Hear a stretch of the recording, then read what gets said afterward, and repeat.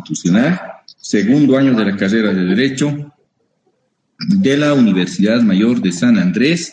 Vamos a proseguir con el avance de nuestra asignatura. Tengo material que presentar, por favor.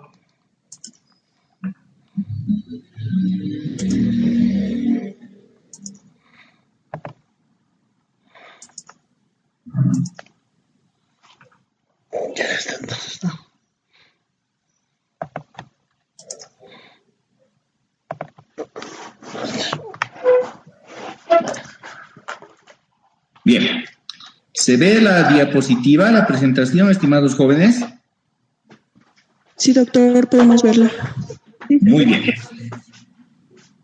Como habíamos dicho, Bolivia se estructura con su acta de independencia, primero su decreto de 9 de febrero, su acta de independencia, como norma constitucional fáctica, la ley del 13 de agosto de 1825, la Constitución de 1826, que este sábado han llevado con el señor auxiliar y que vamos a hacer también referencia en la presente clase, pero le vamos a dar prioridad a lo posterior. Reformas a la Constitución posteriores a la de 1826. Pero vamos brevemente a referirnos también a la Constitución de 1826. ¿Qué contenido puede haber tenido la Constitución de 1826? Bueno, básicamente la Constitución de 1826 responde al proyecto que ha emitido el Libertador Bolívar, que lo ha presentado en Lima para ser remitido a la Asamblea Deliberante Boliviana de 1826, y define a la nación boliviana, que es la reunión de todos los bolivianos, punto. Sin mayor redacción ampulosa. El artículo 1 es sencillo: la nación boliviana es la reunión de todos los bolivianos. A ver, demos lectura a nuestro artículo 3 de la actual Constitución. Veamos cuán ampulosa es nuestra redacción.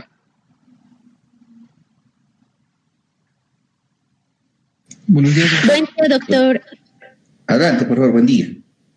Buen día. Artículo 3. La nación boliviana está compuesta por la totalidad de las bolivianas y los bolivianos, las naciones y pueblos indígena, originario, campesinos y las comunidades interculturales y afrobolivianas que en conjunto constituyen el pueblo boliviano.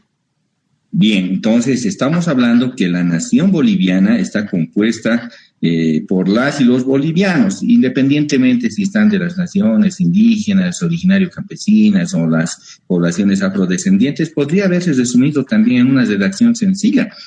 Bolivia, más bien, la nación boliviana es la reunión de todos los bolivianos. Podría haber sido por término exclusivo de todas y todos los bolivianos, punto.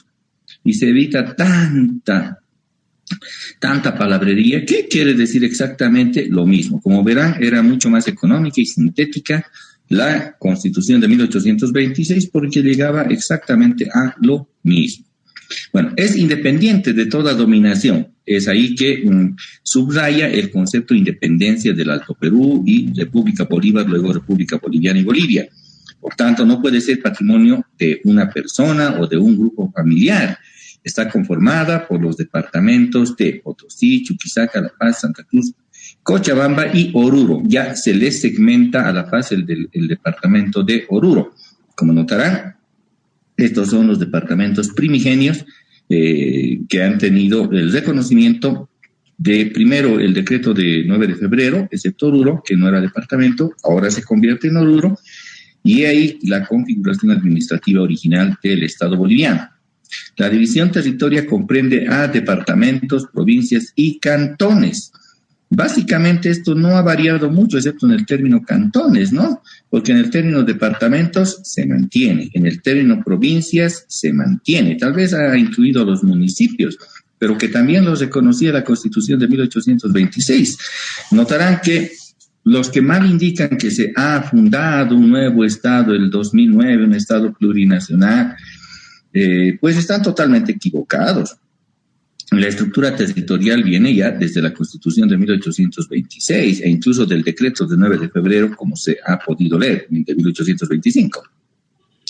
Reconoce como único culto de la República, indica a la religión católica, apostólica y romana. En eso la Constitución boliviana actual se ha diferenciado y ya no reconoce ningún culto oficial, aunque respeta a todos ellos. La forma de gobierno es popular representativa, una forma de gobierno que se mantiene hasta el presente, sigue siendo una república representativa, es una, sin embargo, de las formas democráticas. Y hemos visto que las formas democráticas son de la democracia directa, participativa, representativa, que es la misma, y la comunitaria, la democracia comunitaria. La soberanía emana del pueblo y su ejercicio reside en los poderes establecidos por la Constitución, una redacción muy similar al artículo 7 de nuestra Constitución, en concordancia del artículo 12 de nuestra norma suprema. El poder supremo se divide para su ejercicio en 4 secciones. Miren, electoral, legislativa, ejecutiva y judicial. Exactamente las mismas ramas que actualmente se tienen. Tanto la Constitución de 1826 como la Constitución de 2009 son las que contienen estas 4 secciones del poder público. Actualmente se le denominan órganos del poder. El poder electoral, el legislativo, ejecutivo y judicial. Son las 2 constituciones que tienen 4 ramas o secciones del poder público. ¿Qué les parece? ¿Son bolivianos los nacidos en territorio de la República o cuyos padres o madres sean bolivianos, incluso los nacidos en el extranjero? Y los que hayan combatido en Junín y Ayacucho para contribuir a la libertad, también los extranjeros que obtengan nacionalización con 3 años de residencia. Indica cómo iban a obtener la carta de nacionalidad. Para ese entonces todavía recuerden que no habían bolivianos nacidos, por lo menos no ejercían política. Me dirán, ¿pero por qué? Porque los bolivianos son aquellos que han comenzado a nacer a partir del 6 de agosto de 1825. El resto provenían aún de la administración colonial, verdaderamente colonial. Son deberes de las y los bolivianos vivir sometidos a la Constitución y a las leyes, exactamente lo que indica nuestro artículo 108.1 de la Constitución vigente: respetar y obedecer a las autoridades constituidas, contribuir a los gastos públicos, sacrificar sus bienes. Un concepto que lo tiene bien marcado la Constitución de 1826. Para ser ciudadano se necesita ser mayor de 21 años o casado, saber leer y escribir, aunque este requisito sea exigible solo desde 1836. Hay unas versiones extranjeras, he escuchado con un dejo mexicano o argentino, algo por ahí, que dicen: la Constitución de Bolivia prohibía la participación de los indígenas. Eso es totalmente falso. Fíjense que para ser ciudadano simplemente se necesitaba tener 21 años y saber leer y escribir. Y dicen ellos en esos videos que están circulando por ahí, dicen, porque se les prohibía que para ser diputados o representantes sepan leer y escribir, no podían ser. Pero oiga, se olvida del requisito que ese solo iba a ser exigible después de 10 años, vale decir, desde 1836, no desde 1826. Esas afirmaciones pues son absolutamente tendenciosas, son hechas por un sociólogo o antropólogo que no tienen la menor idea de ese complemento de la propia Constitución de 1826 en cuanto a los 10 años para la exigibilidad. Por eso se indica ser excluyente a los indígenas, sí, pero no era exclusión. Solo son ciudadanos los que podrán obtener y ejercer los cargos públicos. Obviamente el ejercicio de la ciudadanía significa participar en el manejo y la administración del poder público. En cuanto al poder electoral, se ejercerá por ciudadanos, de un elector por cada 100 ciudadanos, y establece parámetros del cómo se iba a conformar el poder electoral que en ese momento se entendía y que hoy lo tenemos como el órgano electoral. Ahora también señala la Constitución de 1826 que el poder legislativo se conformaba por 3 cámaras. Esta sí que es una versión nunca replicada, nunca se ha repetido en Bolivia, por lo menos, que existan 3 cámaras. Eran tribunos, senadores y censores, cada uno de ellos con sus respectivas atribuciones, y cada cámara se componía por 20 miembros. Durante los primeros 20 años, el cuerpo legislativo se reuniría incluso sin convocatoria cada 6 de agosto y se establecían las funciones para cada una de ellas, de estas cámaras, además que el plazo de la legislatura, es decir, el periodo de mandato de cada uno de los diputados, de los tribunos, senadores y censores, no eran diputados, eran tribunos, senadores y censores, iba a ser de 4 años. Y cada sesión anual era de 12 meses, obviamente cada año, y cada 6 de agosto se renovaba además la legislatura, como hasta el presente se mantiene dicho mandato. Para el funcionamiento de las cámaras legislativas se necesitaba la presencia de por lo menos 2/3 partes de cada una de las cámaras. Se establece que el quórum mínimo no es como en la actualidad. En la actualidad el quórum mínimo de funcionamiento es el 50% más 1, vale decir mayoría absoluta. En cambio, para la Constitución de 1826, para que funcionen las cámaras legislativas, cada una de ellas se necesitaba la presencia de 2/3 partes de los miembros de cada una de las cámaras. Además, establecía un procedimiento legislativo que configuraba el funcionamiento de cada una de las cámaras, de tribunos, senadores y censores. El Poder Ejecutivo se encontraba conformado por el presidente vitalicio. He ahí el principal error que tenía la Constitución de 1826, su carácter antidemocrático en cuanto al ejercicio de la presidencia, porque el Poder Ejecutivo se encontraba conformado por un presidente vitalicio. Bolívar se creía un presidente vitalicio, y bueno, ahí sí le vinieron muchas críticas al sostener que no se podía cambiar una monarquía tiránica y vitalicia por otro tirano, pero republicano vitalicio. El ejercicio de la democracia significa alternancia y temporalidad en el mandato.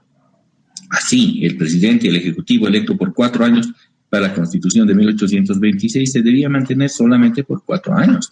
Este fue el hecho que detonó en realidad todas las convulsiones que se registraron luego en 1828, el hecho de la vitalicidad, y se pensaba que Bolívar en realidad estaba convirtiéndose en una suerte de monarca.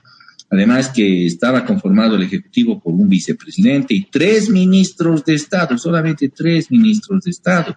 Se nombraba al presidente por primera vez en el Congreso Constituyente y luego iban a haber procesos de elección.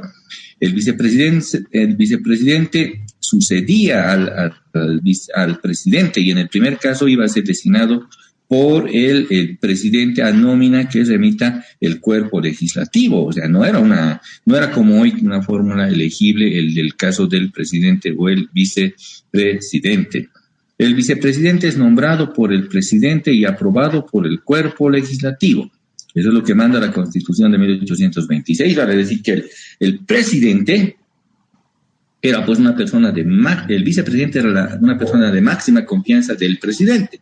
De hecho, Sucre era una persona muy, muy allegada al presidente Bolívar, y de ello que una vez nombrado por el presidente, ese nombramiento tenía que ser además aprobado o ratificado por el cuerpo legislativo, por las 3 cámaras. Cuando señala que es el cuerpo legislativo, está hablando de las 3 cámaras reunidas en conjunto, vale decir, el poder legislativo en conjunto. Para ser vicepresidente era necesario ser nacido en Bolivia, y sus funciones incluían las de ser jefe de los ministerios. Claro que se les reconocía también a quienes hayan combatido en Junín y Ayacucho como actores que puedan participar en el cargo de la vicepresidencia. El vicepresidente podía despachar los asuntos de la administración. En realidad, quien se encargaba de la administración era el vicepresidente. El presidente estaba más bien en lineamientos de política de Estado. Había un desdoblamiento de la función pública, lo cual nos parece saludable. El presidente nomás no puede concentrar todo, desde elaborar proyectos de ley hasta jugar en canchitas en su inauguración. Eso es absolutamente ridículo, pero miren cómo más bien hemos involucionado en lugar de evolucionar. Para la Constitución de 1826, la administración pública es la que estaba encargada del vicepresidente. Habían 3 ministros de Estado, como habíamos mencionado. ¿Quiénes eran ellos? Era un ministro del régimen de Interior y Relaciones Exteriores, vale decir, lo que hoy conocemos como Ministerio de Gobierno y Relaciones Exteriores, era un solo ministerio. También el Ministerio de Hacienda. Obviamente que el manejo económico del aparato estatal es fundamental en toda forma de organización estatal, y por consiguiente teníamos un ministro de Hacienda. Y uno tercero, para la defensa de Bolivia, teníamos el Ministerio de Guerra y Marina. ¿Qué implica? Que desde el mismo nacimiento, su propia primera constitución, no solamente habíamos tenido el territorio del litoral de Atacama, no solamente habíamos tenido que, previa convocatoria del 9 de febrero de 1826, de 1825, corrijo, se reúna la Asamblea Deliberante y emita la libertad de Bolivia, el acta de independencia el 6 de agosto de 1825, sino que además la Constitución de 1826, aparte de que los representantes del litoral de Atacama estuvieron presentes, la Constitución de 1826 establece la existencia de un Ministerio de Guerra y de Marina, lo que quiere decir que Bolivia pues controlaba también su fuerza naval, si quiere, rudimentaria seguramente, pero existente para 1826. Bolivia, por tanto, tenía desde su nacimiento una marina, luego una fuerza naval ya en los años 60 del siglo XX, y posteriormente la Armada Boliviana, que está en la Constitución del 2009.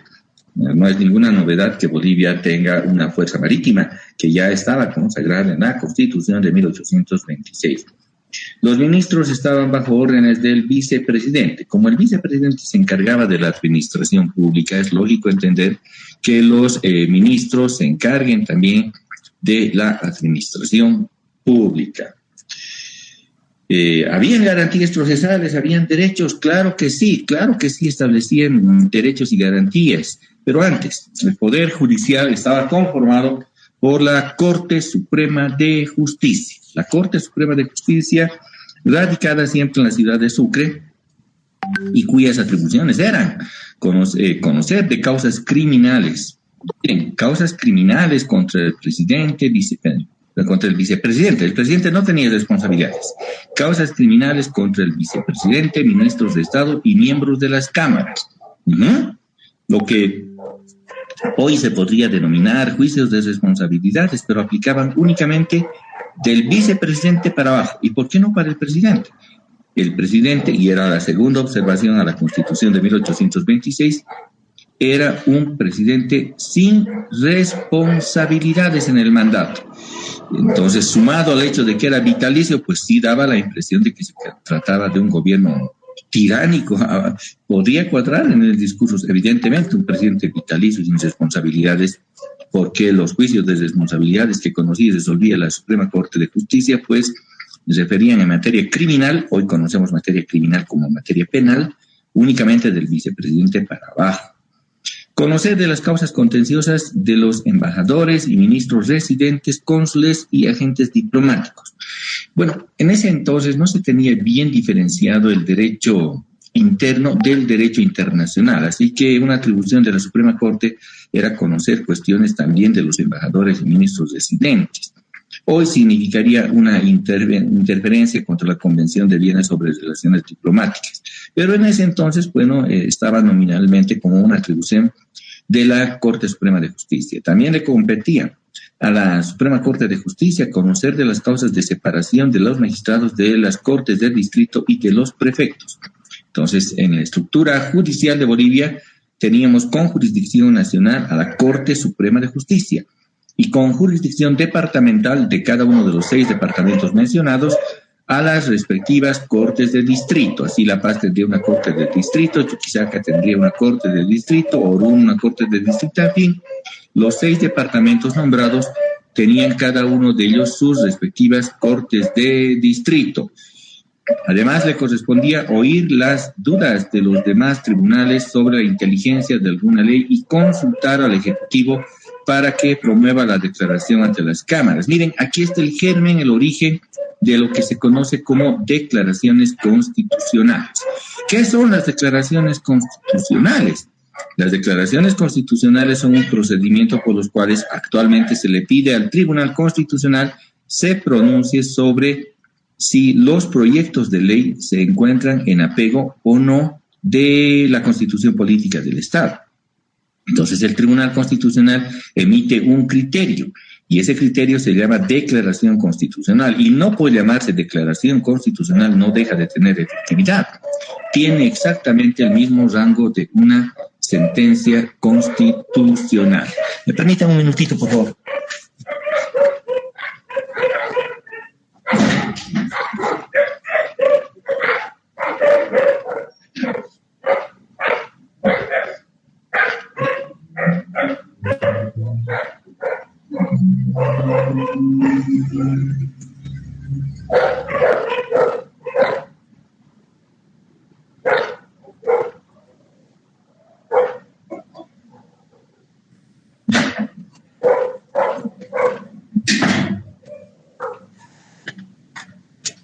Mil disculpas, estaba en una actividad, mucha bulla. Pero bien, entonces tenemos que habían cortes de distrito dentro de las estructuras, de la estructura jurisdiccional de Bolivia, una Corte Suprema de Justicia, cortes de distrito en los departamentos, tribunales y jueces, más o menos lo que hoy sucede con distintas denominaciones, no hay ninguna novedad, por tanto, nuevamente decimos que eso de haber creado un nuevo Estado el 2009, se hace fundado Bolivia en un Estado plurinacional, pues no tiene mucho sentido excepto el discursivo, y tiene su motivo político que lo vamos a develar en el momento que analicemos el órgano ejecutivo. Conocer de las causas de nulidad de las sentencias dadas por las Cortes de Distrito, es lo que actualmente se conoce. Una de las competencias del Tribunal Supremo de Justicia es pues conocer de los recursos de nulidad o casación. Nulidad procesal, casación en el fondo. Ya vamos a ver también en la parte estrictamente procesal, cuando nos adentremos al órgano judicial y en los conceptos de jurisdicción y competencia, pero de estos términos procesales que incluso abogados no la tienen muy clara. ¿Por qué se llama nulidad o por qué se llama casación? Que obviamente un abogado en formación, como son ustedes, tiene que tener pleno conocimiento, y vamos a develar aquello cuando nos adentremos en el segundo bloque a la parte organizacional del Estado boliviano, y particularmente el caso del órgano judicial a través de las funciones, atribuciones de del Tribunal Supremo de Justicia. También le corresponde examinar del estado y progreso de las causas civiles y criminales de las Cortes del Distrito. Notarán que las dos únicas materias que en principio se atendían eran causas civiles y causas criminales, vale decir que lo único que entonces se estudiaba, y de verdad yo me he fijado los planes de estudio en ese entonces, solamente habían dos ramas del derecho civil y derecho penal. Era seguramente suficiente como para nombrar a los abogados en ese momento. Pues ni soñar que existan ramas especializadas como municipal o constitucional. Lo que hoy tenemos, para ser un abogado había que conocer las normas civiles sustantivas y adjetivas, vale decir, el Código Civil y el procedimiento civil, si ustedes quieren paragonizar al presente, o conocer el Código Penal, que era el Código Criminal, y del procedimiento criminal, Código Penal y el procedimiento, punto. Eso era suficiente como para ser abogado en ese entonces. Era bastante incipiente, aún bastante embrionaria la función incluso del derecho. Ejercer la facultad directiva, económica y correccional sobre los tribunales de la nación. A ver, ¿qué me dice en qué facultad está o qué entidad cumple esta función de ejercer la facultad directiva, económica y correccional de los tribunales de la nación? Como ellos le llaman, del tribunal. Hagamos un parangón. ¿Con qué se puede comparar en la actual Constitución boliviana? A ver, ¿alguien me puede decir? Hola. Hola. ¿Doctor? Adelante, señorita.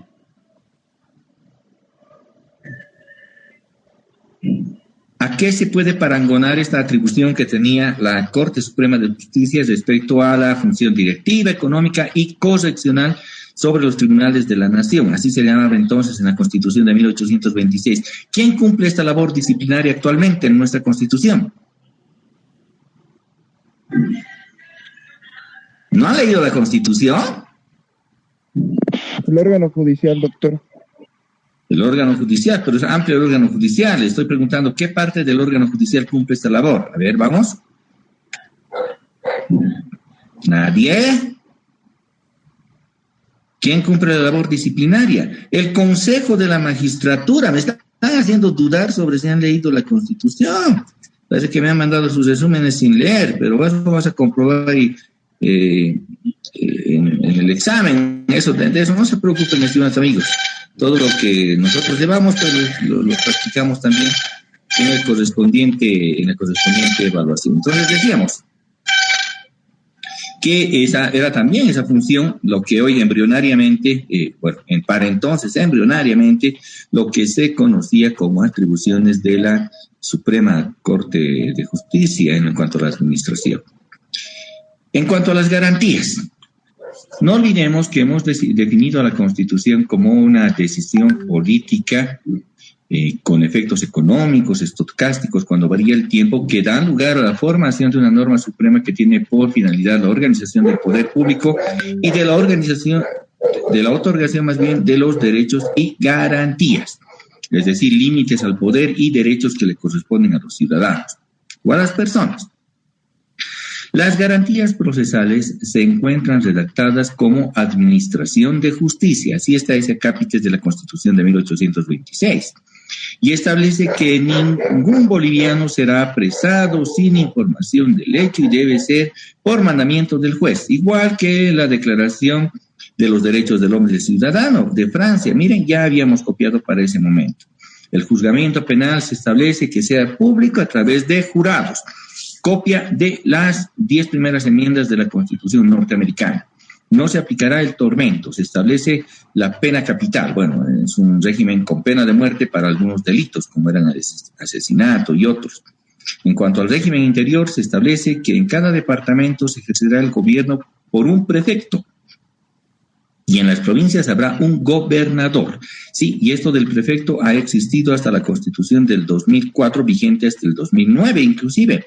Hasta enero de 2009 estaba vigente la Constitución de 2004 y todas ellas recogían el concepto de que en los departamentos la autoridad máxima era el prefecto.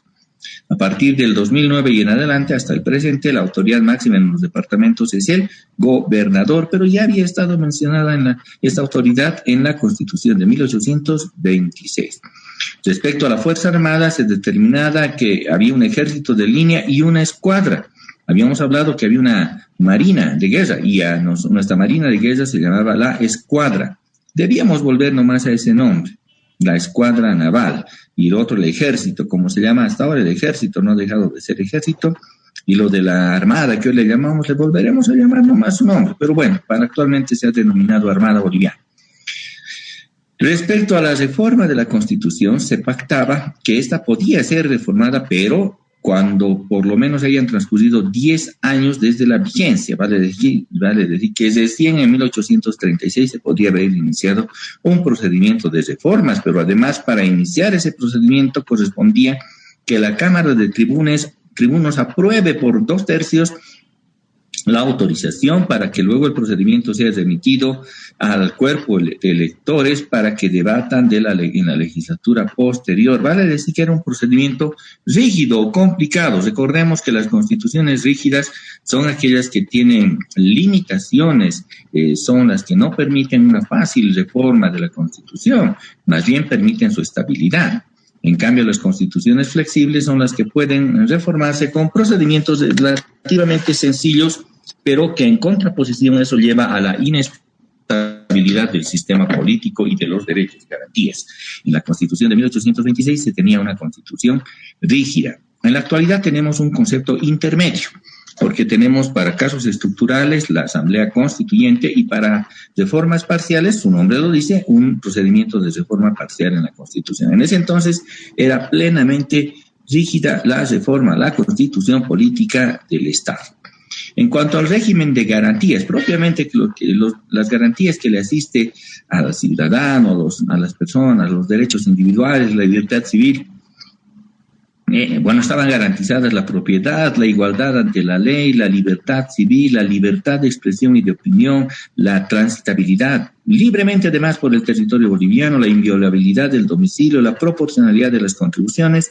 Se prohíben los empleos hereditarios, no se pueden prohibir el trabajo y el comercio a no ser que atente contra las buenas costumbres, la protección a los inventores a los inventos e inventores, y que los poderes no podían suspender la Constitución ni los derechos.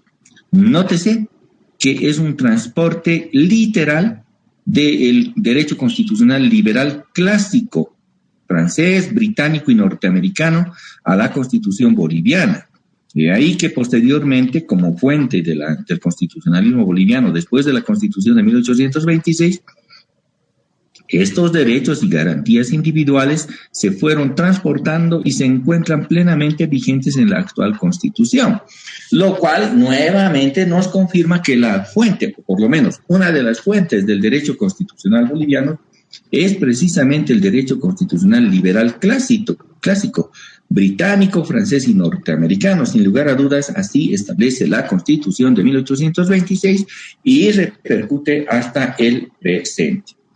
La Constitución de 1826, sin embargo, no tuvo vida efectiva no ha tenido vida efectiva, porque no ha llegado a funcionar los poderes públicos de la manera que señalaba la Constitución, ni menos el cuerpo electoral. No. Si bien fue formalmente aprobada y publicada el 19 de noviembre de 1826 por el mariscal Sucre, luego, debido al motín, al golpe de Estado, ese sí fue golpe de Estado porque suspende al gobierno, ¿no?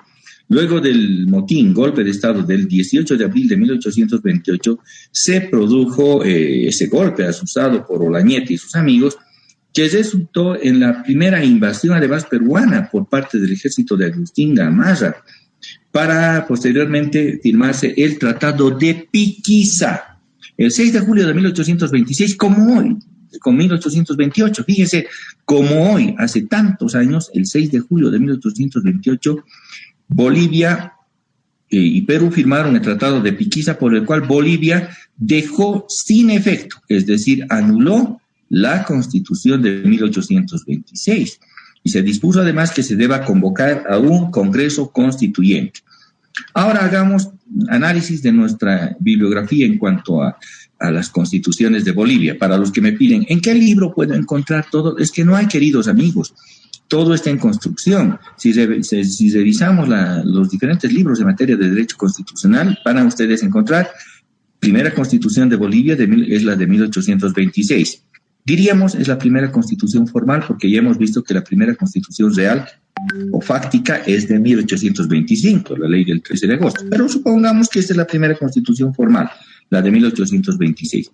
Luego van a tener en la bibliografía, en cualquier bibliografía de derecho constitucional, que la segunda constitución es la de 1831, lo cual resulta ser también falso, porque si la constitución de 1826 ha dejado de tener efecto por el Tratado de Piquiza de 6 de julio de 1828, ¿qué constitución ha estado vigente entre julio de 1828 y 1831? Son 3 años, no puede haber un Estado sin constitución.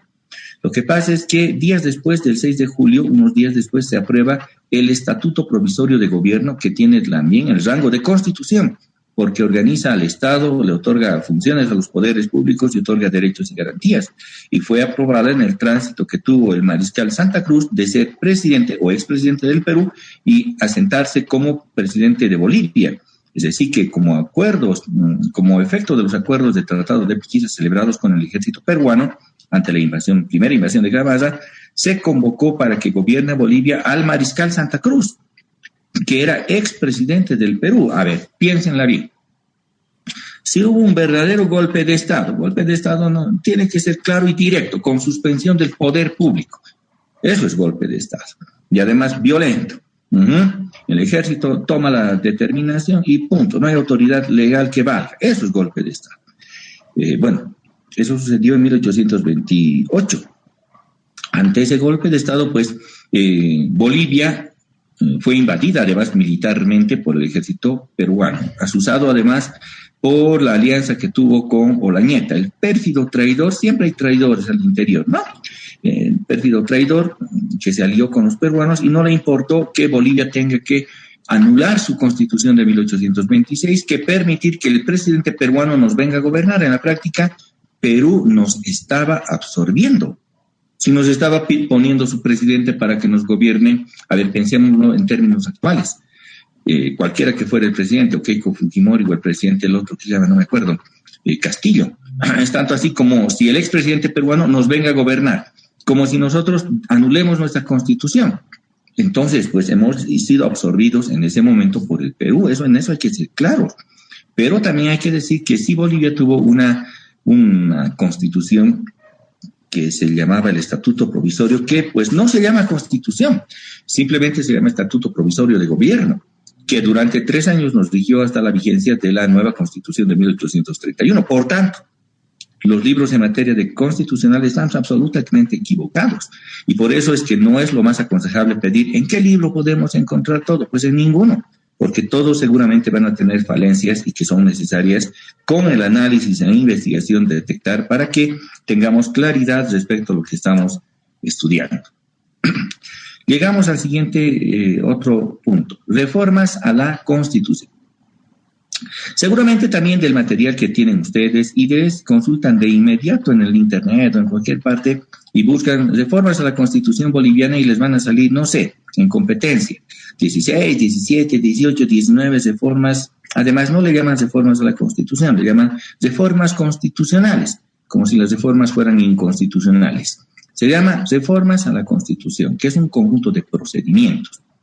Es necesario, sin embargo, diferenciar a estas alturas las reformas a la Constitución con la sustitución de Constitución. Hay diferencia. Hay diferencia no solamente en el nombre, sino ante todo en el contenido y procedimiento. En la reforma a la Constitución, escuchen, se sigue un procedimiento establecido por la Constitución vigente que una vez cumplido tiene como efecto una nueva Constitución. Lectura al 411 de la Constitución, por favor, artículo 411 de la Constitución.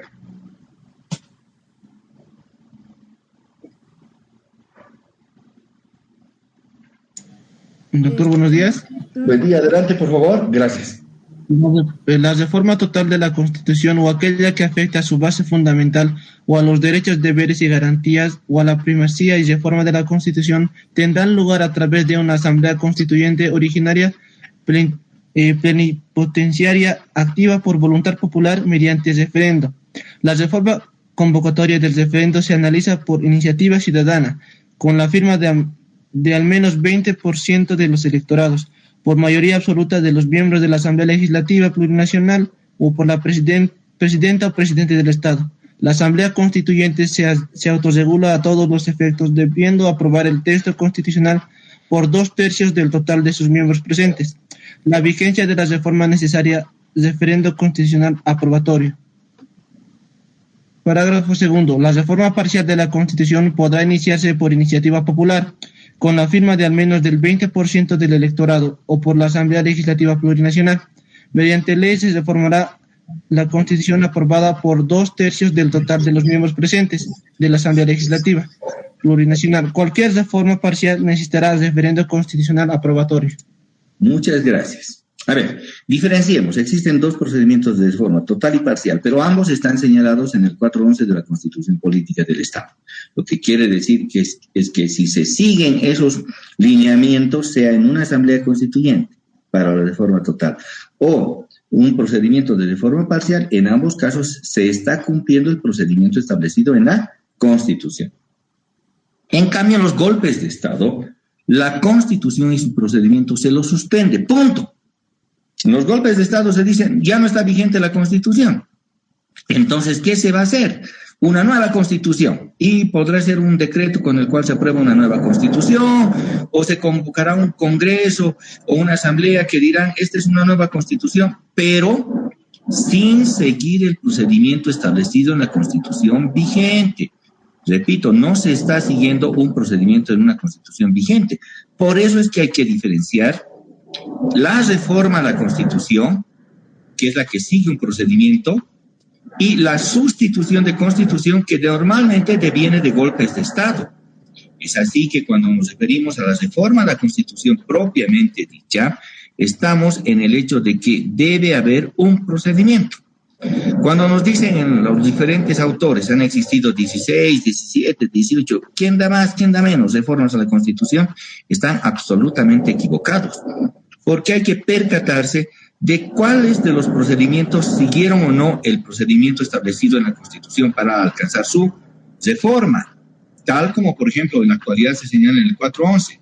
Todas las constituciones anteriores han establecido procedimientos de reforma a la Constitución Política del Estado. ¿Y cuáles son esas constituciones que sí se pueden llamar con procedimiento de reforma o reformas a la Constitución? Son solo 5. La reforma de la Constitución de 1831, que se efectúa en 1834, siguiendo el procedimiento de reforma. Las reformas parciales de la Constitución de 1880 efectuadas en 1906 y 1920, siguiendo el procedimiento de reforma. La reforma a la Constitución de 1967, iniciada en 1993 y aprobada en 1995, siguiendo un procedimiento de reforma vigente en la Constitución. Reforma a la Constitución de 1995, iniciada en 2002 y aprobada en 2004. Y por último, reforma a la Constitución de 2004, efectuada a través de la Asamblea Constituyente de 2006 y aprobada en 2009. Por favor, léase la parte final de la Constitución, disposición abrogatoria. A ver, hay una disposición abrogatoria de la Constitución boliviana. Léase, por favor. Buen día, doctor. Disposición abrogatoria. Adelante, por favor, buen día. Queda abrogada la Constitución Política del Estado de 1967 y sus reformas posteriores. Bien, lo que quiere decir que han sido abrogadas la Constitución del 67, sus reformas del 95 y del 2004. Entonces, sí ha habido un procedimiento de reforma en la Asamblea Constituyente. El resto de las constituciones no fueron reformas a la Constitución. Solamente 5 siguieron un procedimiento de reforma. El resto fueron sustituciones de Constitución. Por tanto, no encuadran en el concepto de reforma a la Constitución. ¿Y por qué? Porque no siguieron el procedimiento, mecanismo procesal establecido en una Constitución vigente para alcanzar a hacer una nueva. Es tanto así como hubiera un verdadero golpe de Estado y depusiera la Constitución de 2009 y se dijera, bueno, ahora vamos a acudir a la legitimidad del pueblo, se convoca unas elecciones, irá un congreso de lo que se llame, congreso constituyente, congreso legislativo, no sabemos. Y dirán, bueno, se abroga la Constitución anterior y se pone en vigencia la actual, pero sin seguir un procedimiento. Es así que en las constituciones posteriores, o las no nominadas aquí, por ejemplo, la Constitución de 1846, de 1861, 1868, 1871, 1878, 1880, ninguna de ellos siguieron un procedimiento, y en el siglo XX lo mismo. Las constituciones de 1938, inclusive la social, que fue producto de un golpe de Estado, de un Congreso convencional constituyente, la Constitución de 1945, de 1967, 1961, inclusive la de 1967, devino del golpe de Estado de Barrientos, que depuso la anterior Constitución de 1861. Es decir, que solo se puede denominar reforma a la Constitución aquella que cumplió los pasos procesales de su reforma, y solamente 5 de los procedimientos históricos de Bolivia cumplieron aquel requisito. Por tanto, el conjunto de la bibliografía boliviana en materia constitucional pues se encuentra equivocado en este particular.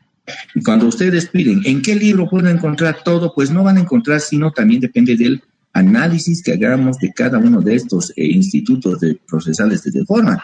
Porque es evidente que no existieron en la mayoría de los casos reformas a la Constitución boliviana. Lo que ocurrió fueron golpes de Estado, cuartelazos y otras formas de usurpación del poder público, de los cuales derivaron sustituciones a la Constitución, y mal se pueden denominar reformas al no haber seguido el procedimiento de reforma establecido en la Constitución. Vamos a referirnos, sin embargo, a constituciones estructurales de Bolivia, que ameriten ser entendidas. Una, la Constitución de régimen liberal de 1880, que ha estado vigente por 58 años. Vean la estabilidad que tenía el liberalismo en ese momento. 58 años. Y otra, la Constitución de 1938. 1938, que tiene plena vigencia hasta el presente por 81 años. Porque el régimen constitucional social se mantiene hasta el presente, iniciado en 1938. Por eso son constituciones estructurales y tienen plena correspondencia a ambas constituciones con regímenes económicos, dando plena prueba a la hipótesis planteada por nosotros, de que la Constitución tiene pues implicancia en determinaciones económicas, políticas, estocásticas, cuando varía el tiempo. Miren cómo ha variado el tiempo de 1880 a 1938. Que en un momento se proclamaba un liberalismo absoluto y en 1938 se practica un concepto de Estado social. Eso es importante entender. Ahora seguramente van a haber matices en otras constituciones que habíamos dicho, me decían, veo en algunos libros y me preguntaron en algún examen, me dijeron, examen de competencia además. Me dijeron, refiérase a la reforma de la Constitución de 1861. Yo, sabedor de que los del tribunal no conocían de este procedimiento, les digo, no conozco la reforma a la Constitución de 1861. Entonces, de la manera más soberbia, uno de los miembros del tribunal me indicó, ¿cómo no va a saber el postulante que en 1861 hubo un procedimiento de reforma que resultó en la Constitución de Achá? Es increíble que usted no conozca quién es el autor, cuál es su contenido, cuál es la fecha de promulgación. Ya le digo, un momentito. El tribunal me preguntó cuál es la reforma de 1861. Y yo le puedo decir con certeza que eso no existe, porque no hubo un procedimiento de reforma a la Constitución Política del Estado del año 1861. Hubo un golpe de Estado del general Achá, que determinó en una convención que le denominaron constituyente y que efectivamente se le atribuye a Achá, pero no puede ser un procedimiento de reforma, y menos una reforma a la Constitución. El tribunal quedó calladito, porque recién entendieron el concepto de reforma de la Constitución y sustitución de la Constitución. Por eso insisto machaconamente en estas diferencias que pasan a veces desapercibidas. Es más, nuestra ignorancia nos hace decir las reformas constitucionales, autor, temática, contenido, variación. No interesa mucho, lo que nos interesa son la estructura de la Constitución, una Constitución de corte estabilidad, más bien no de estabilidad, de establecimiento del Estado boliviano, que es la Constitución de 1825 hasta 1880, hasta la pérdida del Pacífico, la Constitución liberal, que va de 1880 a 1938, y la Constitución social de 1938 hasta el presente, que ese es el modelo constitucional que hoy tenemos. El modelo constitucional de nuestra actual Constitución, léase por favor el artículo 1, corresponde al constitucionalismo social. Lectura al artículo 1, por favor.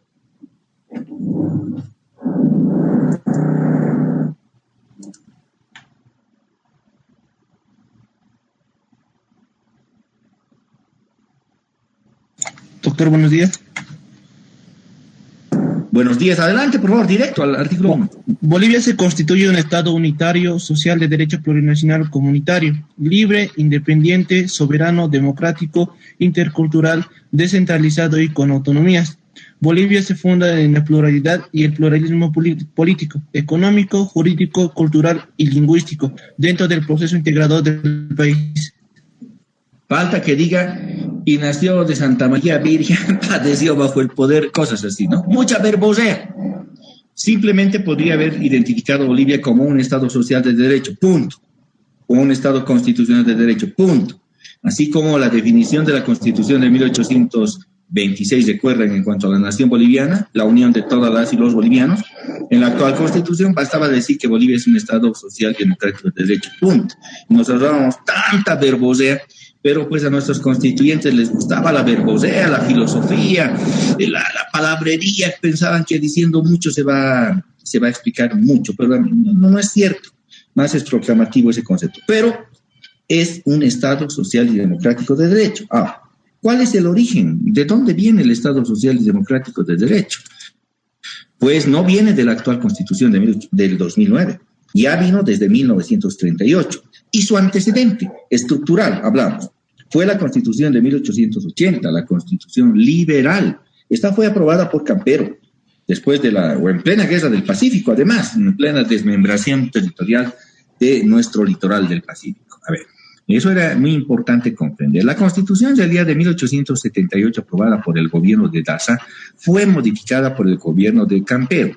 2 años después se le hizo una modificación y representa un ejemplo claro del constitucionalismo liberal. Y al otro lado, la Constitución de 1938, aprobada por el gobierno de Víctor Germán Buch Becesa, tras el golpe de Estado de David Toro, incluso tras la guerra del Chaco, representan el ejemplo claro de la Constitución social, con un añadido, que en mi entender, la Constitución de 1938 refleja el proceso constituyente originario de la nación.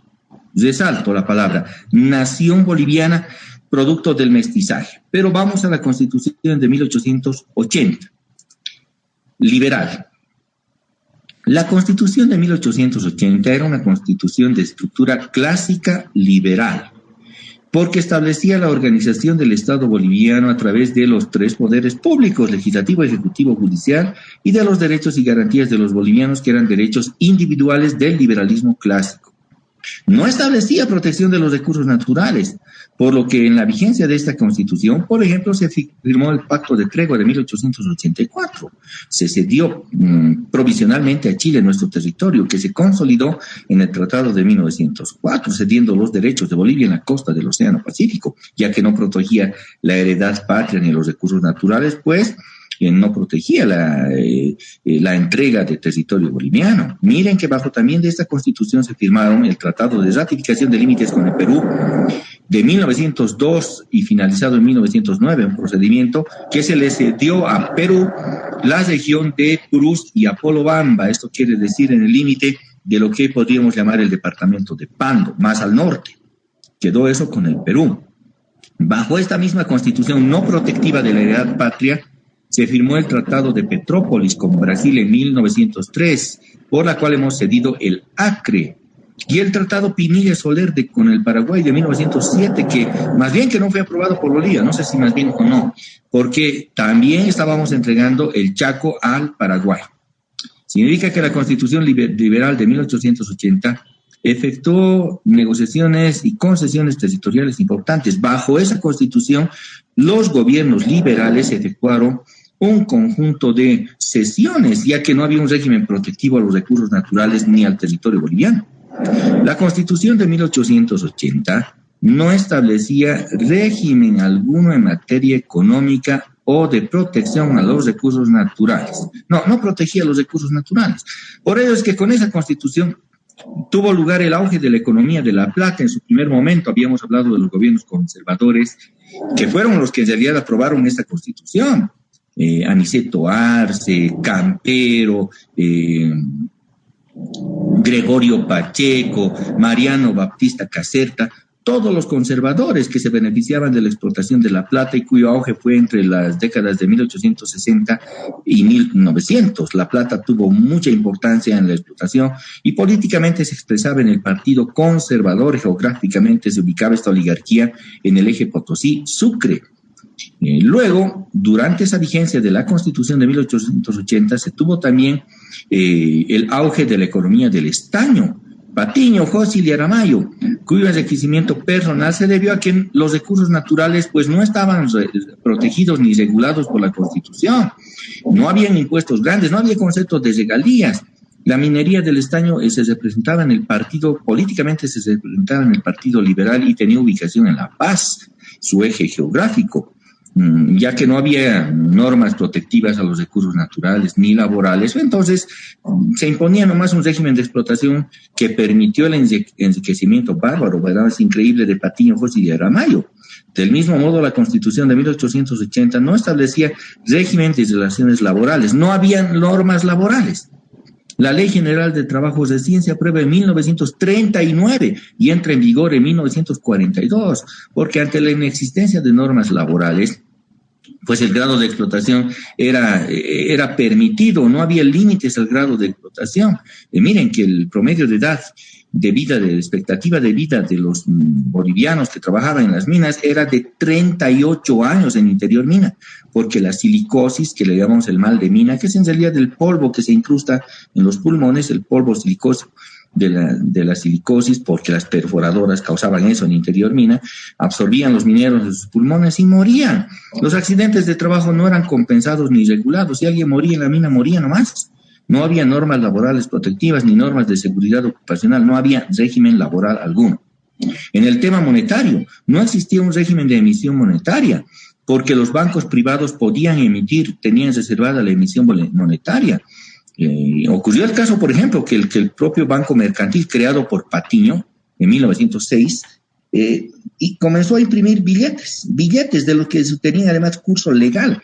Y claro, en los billetes, ¿qué podía tener Patiño? Tenía los rostros de su esposa, de doña Albina Rodríguez de Patiño, o de sus hijas o hijos dentro de los billetes, en lugar de los próceres que hoy tenemos. No sé, tenemos a Bolívar, tenemos a otros próceres dentro de los billetes. Ellos tenían las caras de los familiares de Patiño.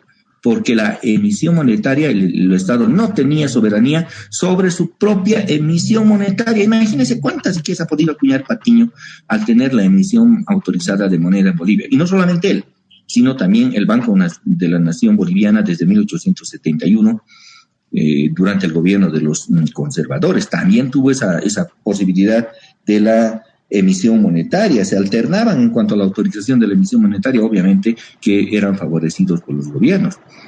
Pese a ser un país con alta población indígena, en ese momento no se establecía norma alguna de protección al sector indígena originario y campesino. Eso es también un reproche real. Si los pueblos indígenas originarios y campesinos tal vez hoy reclaman de manera exacerbada, sí, es exagerado lo que piden, pero sí tuvieron derecho, tienen derecho, porque la Constitución de 1880 pues los excluía del escenario político y más, es más, con la ley de exvinculación de tierras aprobada para aquellos años, se les quitaban las tierras comunales y les constreñían a la calidad de pongos o simples sirvientes.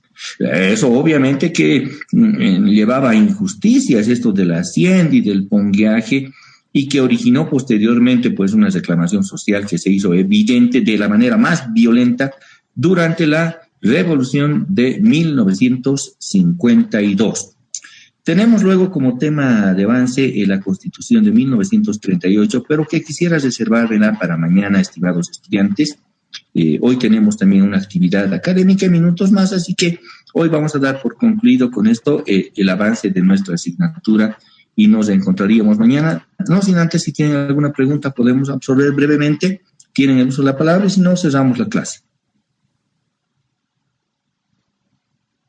Bueno, no hay inquietudes. Nos encontramos mañana en horario habitual, estimados jóvenes. Tengan muy buenos días. Hasta mañana. Hasta mañana, doctor. Hasta mañana, doctor. Hasta mañana, doctor. Buen día. Hasta mañana.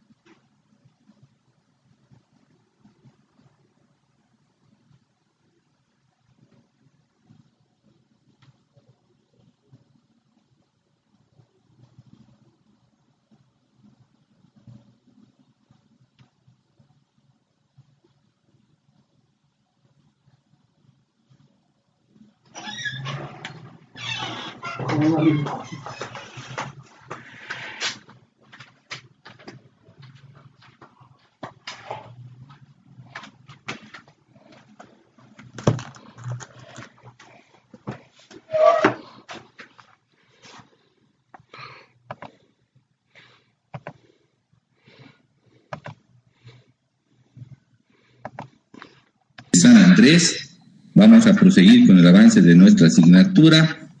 Tengo material que presentar.